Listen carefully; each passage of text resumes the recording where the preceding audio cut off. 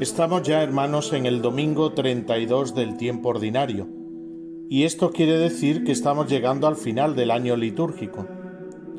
Y cuando se llega al final, se llega también a un nuevo comienzo. Nuestra fe cristiana no mira al final como un desastre, sino que lo mira como una puerta. La pregunta es, por supuesto, ¿qué hay detrás de esa puerta? Para los que no creen en Dios, detrás de la puerta solo existe el vacío, la disolución en la nada.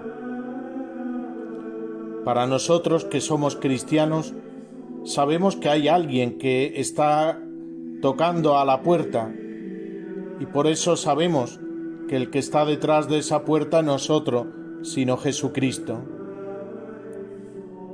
Esa conciencia de la presencia y de la espera de Jesucristo va a impregnar todo este final del año litúrgico, hasta llegar a la gran solemnidad de Cristo, Rey del universo, e incluso las primeras semanas del nuevo año litúrgico, es decir, las primeras semanas del Adviento. Tener este sentido de la espera de Cristo también tiene una implicación, y es que si Él nos ha estado esperando, tenemos que preguntarnos si nosotros le estamos esperando a Él. Encontramos en la primera lectura de hoy un texto del libro de la sabiduría, concretamente del capítulo 6, y nos habla de uno que se ha afanado por la sabiduría, que la ha buscado ansiosamente. Esa búsqueda de la sabiduría le ha llevado a levantarse muy temprano en la mañana y a velar hasta altas horas de la noche. El sacrificio del descanso, el sacrificio del sueño tiene pues una razón de ser. Es un sacrificio por amor. Es el deseo de encontrar aquel tesoro, el tesoro de la sabiduría. El texto del Evangelio que nos presenta la Iglesia es como una introducción a la parábola que escucharemos. El texto de la primera lectura, quiero decir, es una introducción a la parábola que vamos a encontrar en el Evangelio, la parábola de las 10 vírgenes. Jesucristo utiliza una comparación a partir de lo que era una costumbre en aquella época. Sucede que cuando se celebraba una boda, se hacía como una especie de simulación de un rapto, una manera de expresar la intensidad del amor y el sentido de la aventura y la capacidad de tomar riesgos por aquella persona que se ama. Si un hombre llega al extremo de fugarse con la mujer que ama, pues eso tiene ese sentido de aventura, de intensidad y de riesgo. En verdad, Dios ha tomado esta clase de riesgos con nosotros, y es evidente que esos riesgos tuvieron consecuencias. Dios lo ha arriesgado todo por nosotros, y el sentido y la intensidad de su compromiso se notan perfectamente cuando nosotros pensamos en Cristo crucificado.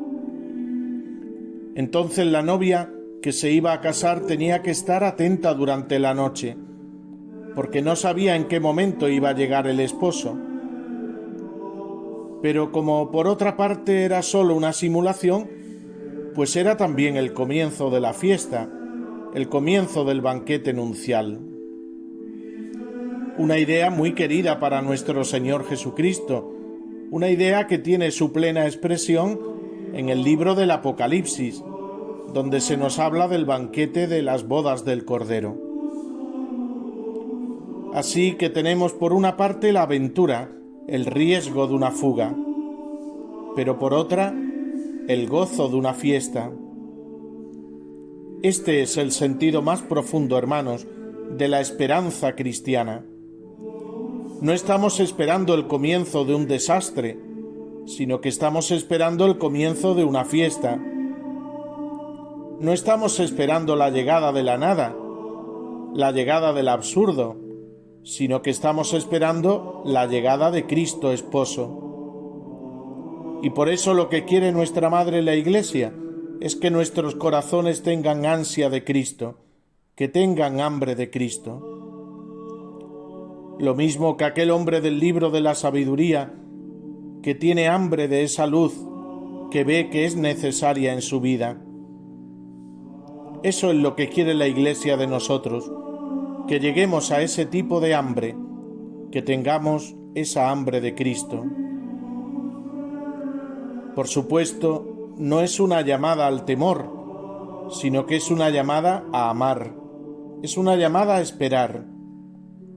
No simplemente el esperar aguardando, como el que está aguardando en una estación a que venga el tren para montarse, o el que está esperando en una sala de espera a que le toque entrar para ver al médico, sino que se trata de una espera activa, disponiendo nuestro corazón para ese gran encuentro con Cristo. En el cortejo de las amigas de la novia hubo quienes se prepararon muy bien, tenían las alcuzas de aceite con previsión suficiente, mientras que otras se prepararon mal. Y esa comparación entre el prepararse bien y el prepararse mal es lo que Cristo quiere que quede en nosotros.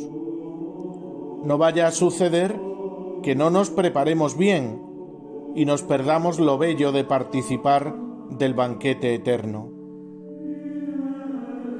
Todos sabemos que esperar en la noche no es agradable, en cambio entrar al banquete sí. Así que hemos de preguntarnos si nuestra vida va a ser una espera sin sentido o si nuestra vida va a ser una preparación para entrar en el reino de los cielos. Son imágenes muy sencillas, muy pedagógicas, que utiliza nuestro Señor Jesucristo para que todos podamos entender el mensaje que nos quiere dar. Él quiere que participemos de su alegría, pero necesitamos perseverancia, necesitamos paciencia, necesitamos constancia, porque no sabemos el día ni la hora. Qué bella es la vida cristiana, hermanos, que nos atrae hacia Cristo Esposo. Es el Esposo que llega a nuestra vida para ofrecernos la comunión eterna, y a nosotros nos toca recibirlo. Que llega el Esposo, salid a recibirlo. No sabemos cuándo ni de qué modo vendrá el Señor a nuestra vida. Por eso, de ahí la enorme responsabilidad de vivir vigilantes, de estar en vela, con la lámpara de la fe bien encendida y la alcuza de nuestra alma bien llena de aceite, del aceite del amor. Es una actitud que configura toda la vida del cristiano. Es una actitud que a veces ha estado olvidada y otras veces mal comprendida. La vigilancia no es vivir bajo el temor de un Dios justiciero. Esto nos haría tener una vida cristiana marcada por el miedo y el escrúpulo. La vigilancia no es tener desconfianza frente a todo, ni desentendernos del cumplimiento de las obligaciones. La vigilancia cristiana permite que vivamos la existencia con seriedad y profundidad, dándonos cuenta de que la vida de una persona no es un juego. La vigilancia cristiana hace que seamos responsables con el don recibido, puesto que lo que está por medio es la salvación eterna, don que Dios ofrece a todos sus hijos, pero que puede perderse si por negligencia, desidia, indiferencia o desprecio de esa comunión a la que Dios nos llama, y por consiguiente uno no pone los medios. Es necesario estar vigilantes hoy, hermanos, primero ante los peligros del debilitamiento de la fe, de un modo culpable. Por ejemplo, si un cristiano abandona la oración, si no cumple los mandamientos, si se cierra a no recibir los sacramentos, en definitiva, si vive al margen de Dios o como si Dios no existiera. Es necesario estar vigilantes hoy ante los valores y contravalores que nos ofrece el mundo. Por ejemplo, el exceso de egoísmo y comodidad. Preferimos tener vacaciones antes de acoger y cuidar al padre enfermo. Hoy, por ejemplo, también nuestra sociedad alardea de progreso y, sin embargo, fomenta al mismo tiempo el aborto, la eutanasia, no favorece la formación religiosa en los colegios, quiere suprimir la asistencia espiritual en los hospitales. ¿Es esto progreso? ¿O no es más bien retroceso y dirigirse hacia un camino de hundimiento en la miseria y en el vacío y sin sentido de una vida sin Dios? Las estadísticas están hablando por sí solas, hermanos. Desde que se aprobó la ley del divorcio exprés, del aborto, de las uniones de hecho, hay más mujeres con problemas de depresión, de falta de autoestima, familias rotas, mayor violencia en los hogares, más niños y jóvenes con problemas psicológicos. ¿Esto es progreso? Claro que no, porque una sociedad que reniega de Dios o quiere desplazar a Dios de la vida es una sociedad que camina contra sí misma. Es necesario estar vigilantes hoy también, hermanos, ante nuestro propio comportamiento, muchas veces llevado no precisamente por la voluntad de Dios, sino por nuestras tendencias desordenadas. La vigilancia nos hace estar pendientes de la venida del Señor, para salir a su encuentro y poder participar del banquete eterno. Un cristiano sabe que su existencia tarde o temprano se conduce hacia la muerte. No puede vivir de espaldas a esta realidad. Sería vivir en una ilusión, en una fantasía, no en la realidad.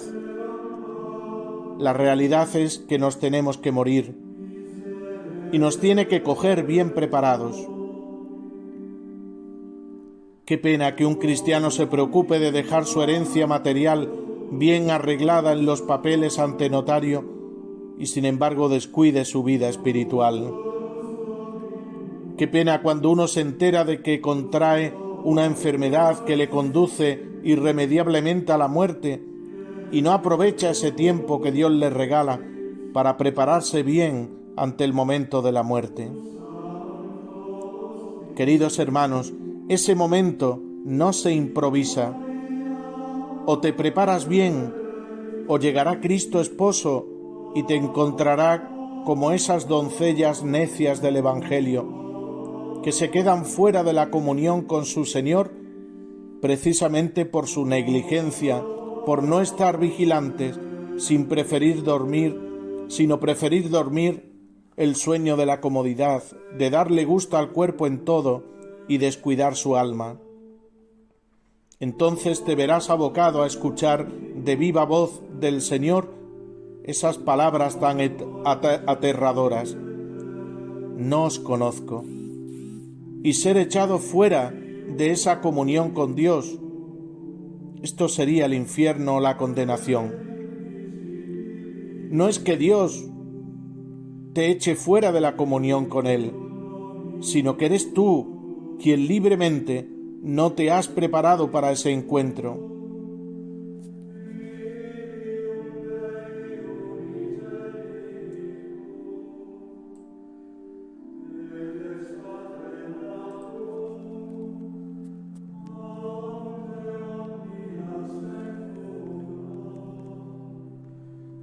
Feliz domingo para todos.